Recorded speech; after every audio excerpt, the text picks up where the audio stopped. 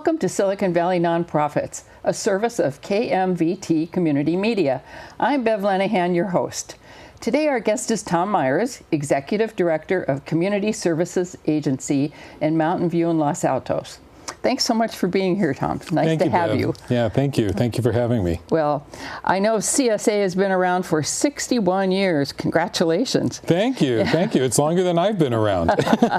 So tell us about your mission for those who may not know you and how that mission may have had to change over those 61 years. Yeah, well, we started in 1957, and we started out of a group of volunteers in Mountain View and Los Altos. Both two communities that are very much intertwined and always have been. Yes. And they started out with the goal of assisting the farm workers who were moving through the community. In those days, of course, Mountain View and Los Altos were full of apricot orchards and other farms, and so there were migrant farm workers that would come through on a seasonal basis.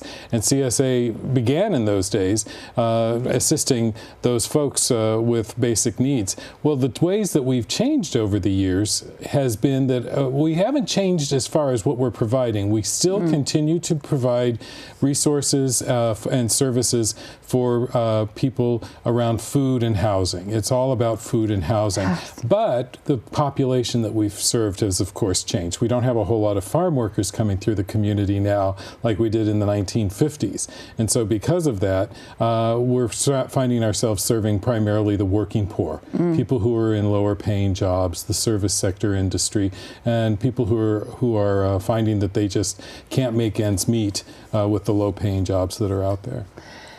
It's amazing in this Silicon Valley how many there are, and they're hidden to us for the most part. Absolutely. Poverty is very much hidden in this valley because we still live in a car culture. As much as we're trying to get away from using cars, we live in a car culture. We drive everywhere, and it's very difficult sometimes to see the poverty. It's also very difficult to see the poverty that may be right next door to us. It may be a senior who's been in their home for years and years and years, but is living desperately waiting for that Social Security check or whatever. So all of our programs are designed to make sure that people know and understand, and we get out in the community to make sure people know and understand that CSA is there and available to them with our food programs and our housing programs and our other programs.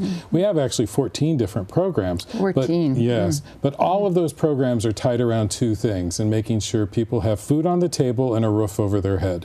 Those are the primary purposes. They sound simple, but they're very complex. Very complex, very complex, because poverty is very complex. You can't design a one-size-fits-all for people, and we serve over 10,000 people every year. And by serving that many people with our services, we have to understand that we're not putting out a manufacturing line, we're serving people, and every person that comes in the front door is a little bit different.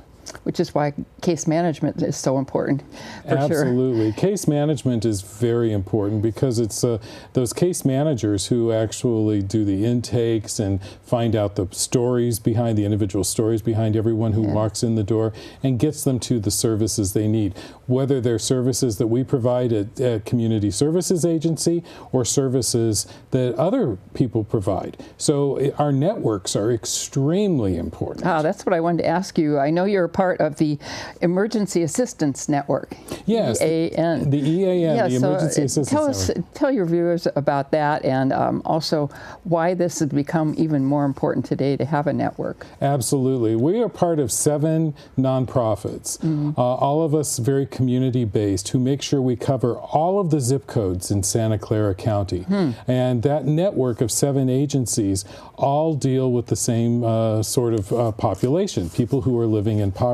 Now, each of us have specialized services depending on the communities that we serve, because each community is a little bit different. Yes. But we are all around making sure that people who are living in poverty and people who need assistance know that they can come to us. And if we can't give them the service they need, we will be able to work with others in the network as well as others outside of that network to provide those services. But the Emergency Assistance Network is very important to make sure that all of the zip codes in Santa Clara County are covered, and that's why we try and do that.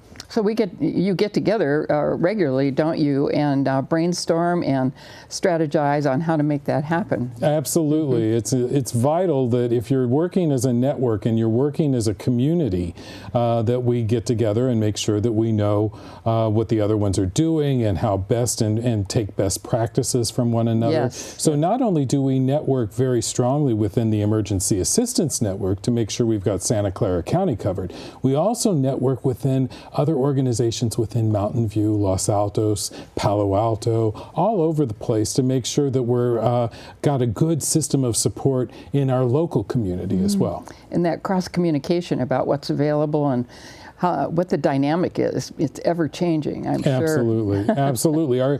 Just as our communities are changing from the businesses that are around and the housing that's available and so forth, the needs are also changing based on those changing dynamics. We live in Silicon Valley, and Silicon Valley has always been a very dynamic place. As someone who is from this area can tell you, it's always been dynamic. And so it's important that a nonprofit like CSA be dynamic as well, to be adaptable to and flexible and move to changing needs. For sure, I can understand that. So one of the things that's becoming more important to assess the resources that you need is to not only measure outcomes, but now to track impact. Funders are looking for this.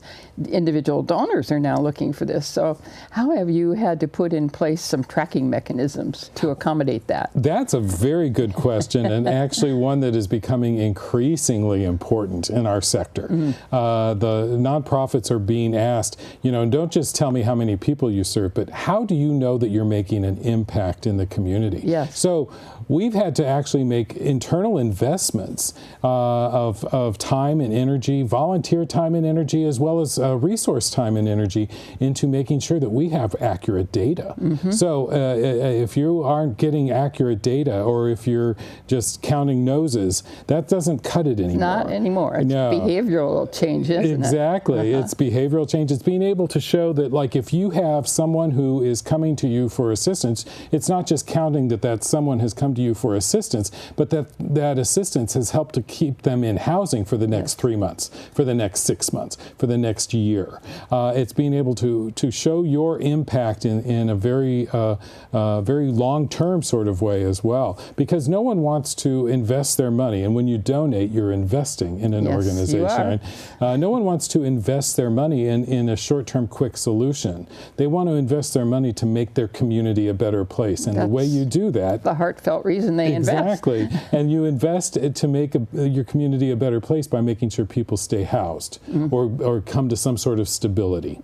Yeah, absolutely. And that's it, the stability and how it gets measured.